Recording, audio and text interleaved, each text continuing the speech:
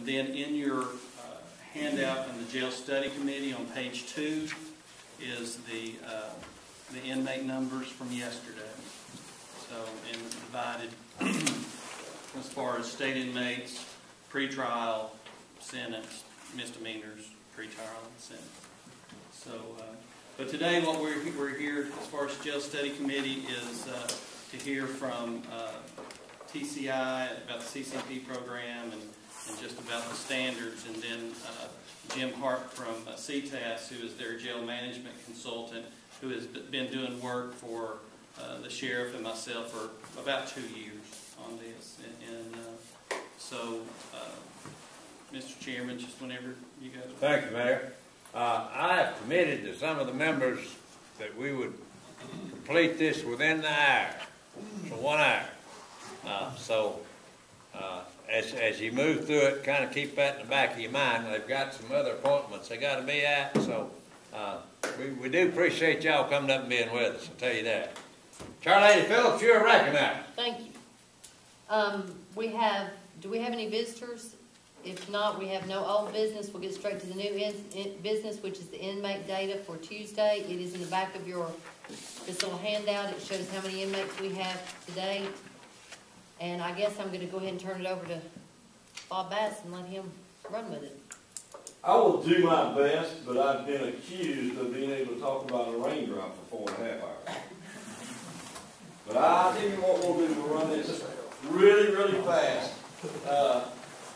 And let me introduce again Jim Hart, my counterpart over here at CTAS. We've been in your facility all day today, making pictures, making notes, and preparing a PowerPoint to bring to you.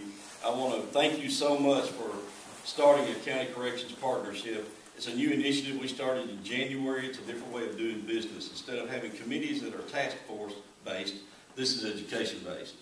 What we want to do is we want to help you so you can help your constituents, those taxpayers out there, understand why you have to spend their tax dollars and understand why the jail needs help, what's going on at the jail, and how to meet those challenges and move forward. We're going to start with a little PowerPoint today. I want to show you a little bit about what's going on at the jail. You just were inspected on September 20th. Tomorrow, you will be re-inspected. Upon that re-inspection, your detention facility specialist, Robert King, will make his recommendations, file his report. December 5th, we'll go in front of the board.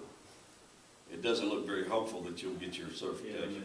Every time we look at one of these pictures, I want to talk about where the standards are and why you're not able to meet those. There are 137 some odd standards. Not a lot of standards. They're called minimum standards for a reason.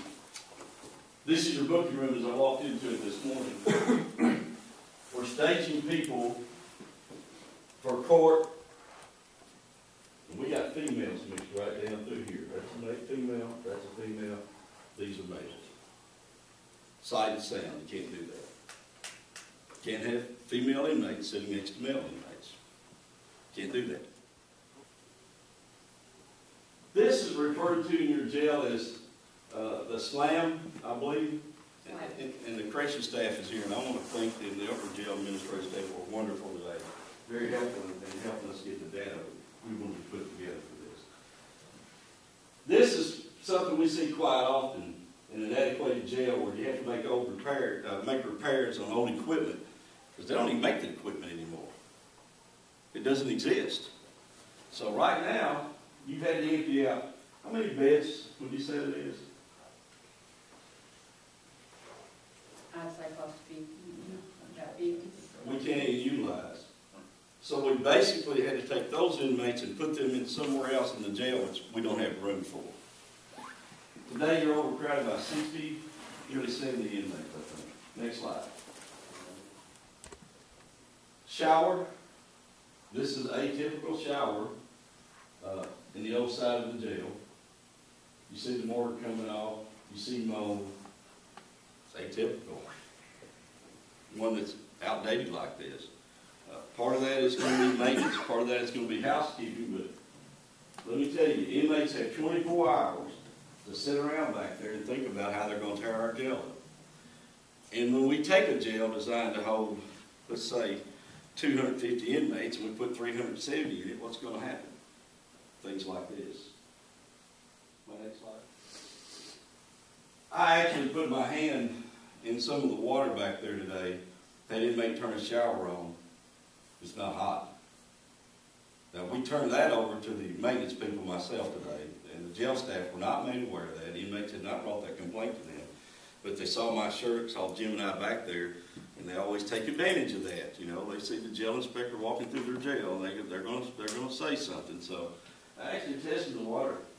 We're going to look at that probably tomorrow and find out what's going on. Next slide.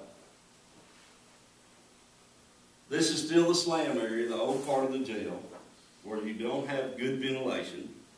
You got mold problems, and this is what happens to all the metal. Go ahead and show me the next slide. It's just a dip. That's the rust. One more time. This is a typical cell, and the reason I've got this up here, these are our mat covers that they're destroying. Those mats are expensive. Guy made some curtains. He wants a little privacy, so he just tore the mats up. And, you know, it's our correction officer's responsibility so that doesn't happen, but you're going to hear a lot in the next hour about being understaffed. Being understaffed, more inmates than we're supposed to have, creates a problem. You're asking the officers down there to do a lot of things. Compounding the problem by doing overcrowding. My next slide. We can take that down. Inmates do that because those lights stay up for security reasons. As soon as we turn our back and go handle some other problem, they're going to put them right back up. Officers are constantly trying to correct those inmates' behaviors by pulling this stuff down off these lights. But that's a fire hazard. That's a fire hazard.